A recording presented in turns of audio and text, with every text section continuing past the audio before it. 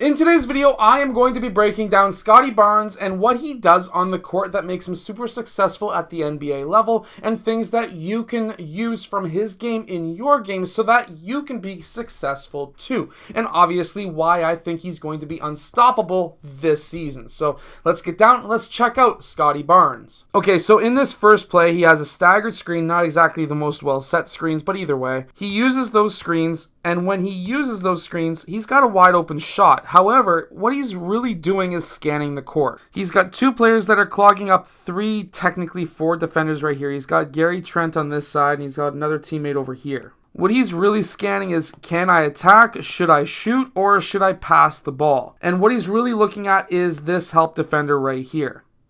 Dillon Brooks is standing straight up on his heels, clogging up the middle of the paint, and Scottie Barnes quickly sees the wide open corner three, and his teammate was able to get that shot off. See, whenever you're using a screen, you can't just scan what your defender is doing. You also have to scan the court and see what these guys are doing. If these guys are clogging up the paint, guess what you need to do? You need to be able to find the most efficient shot. And in this case, that was the corner three. Okay, so in this clip, we are in a fast break. RJ passes the ball to Scottie Barnes. When Scottie Barnes receives that ball, you have to, if you're in this position, know, are you able to score on this guy? The reason why I say this is because you're essentially in a one-on-one situation. Anytime you're in a one-on-one situation, in a fast break, you should be taking it straight to the rim. Unless this guy is unbearably better than you at defense over your offense, you need to get to that rim and crash that glass as hard as you can, whether it's for the rebound or going in for that layup. And what he does right here is actually very smart.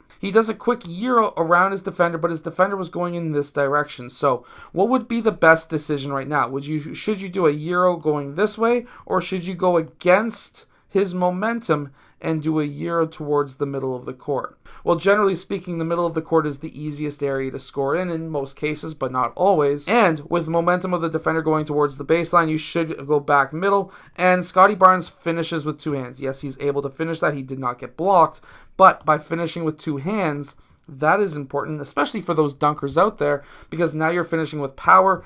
That defender right here tries to block him. If he went up with one hand, it probably would have been blocked, but two hands, it's a poster. So I hope that these tips right now are helping you drastically. Now, one thing about Scottie Barnes, and I'm going to be doing a video on this very soon, his shooting form has actually changed. He was shooting the ball at a pretty good clip at the season last year, but this year I think it's going to be even better. That was a 3-2. Anytime that you can have players move off ball as Scottie Barnes does, calls for the ball, look at how he prepares to receive that pass and get ready for his shot. He was already, if we can see him right here, getting ready for his shot. His knees were already bent. All he does is just takes a step in, but his knees were already bent. He doesn't really dip at all. This is a fantastic shot. It's a nice quick shot. He has zero people all around him, and he's able to bang it too. Another thing about Scottie Barnes is he's able to get to the rim very easily. It helps having a slightly larger body than others at his position. It also helps with a slightly long wingspan, but he's able to take very few dribbles. He gets his shoulder into that defender first before that defender makes contact with him. You need to be able to do this. If you as the offensive player can get your body, your shoulder into the chest of that defender, that's going to knock him back onto his heels, and it's going to give you the advantage because now you're going to be able to create yourself a little bit of a gap. Now, he keeps the ball on the opposite side of his body. Obviously, it would be a bad decision to have it on the defender's side, and he keeps it nice and high above his shoulders so that he's able to then finish with that massive dunk. Now, watch Scottie Barnes right here. Now, while he's not scoring in this clip, what is he doing at half court or just before half court? He passes that ball down court. Even though he's way back here, he's scanning the court. He's looking down court to see what's happening, to see if there's any players that are wide open. He has Pascal Siakam wide open underneath that rim, and Siakam was able to score.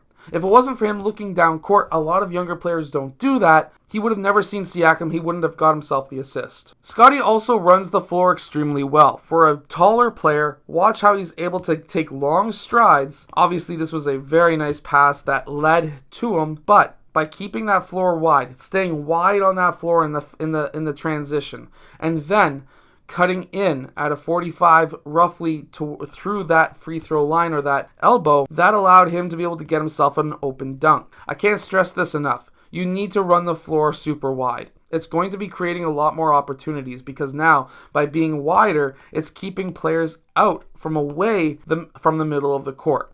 And this is and should be your main goal. If you are on the fast break, look at Pascal, look at Scottie, nice and wide, and that is why Scottie was able to score right in this clip right here. Now this next clip is, I'm going to say, very dangerous. It could get you a foul, and we're going to put it in slow motion so that when he attacks that rim, it's actually really nice. He was facing this way, looking to do the dribble handoff, which got his defender off guard. Now his defender is much bigger than he is, but watch what he does right here. That little chicken wing that we've seen.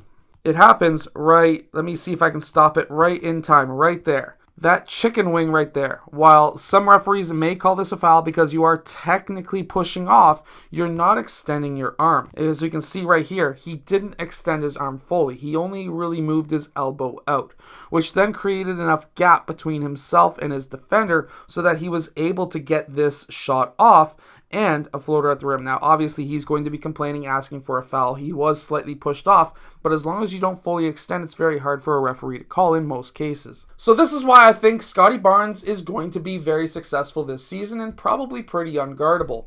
He is going to be much stronger. He has a better shot because he's changed his shooting form, and I'm going to be going over that video very soon. But between these two things, the workout room, for one, is going to really massively change his game. He was already very strong, but the ability for him to now stretch the floor, which makes it even harder for him to guard, and his already highly skilled player as he is himself already, this is going to be able to help him become even more unguardable. I hope that this video has helped you. Make sure to go check out my shooting workout that is down in the description below. And if you like the idea of me writing on this app, the app is called CoachLens and it is down in the description below too. I'll see you guys again in my next video.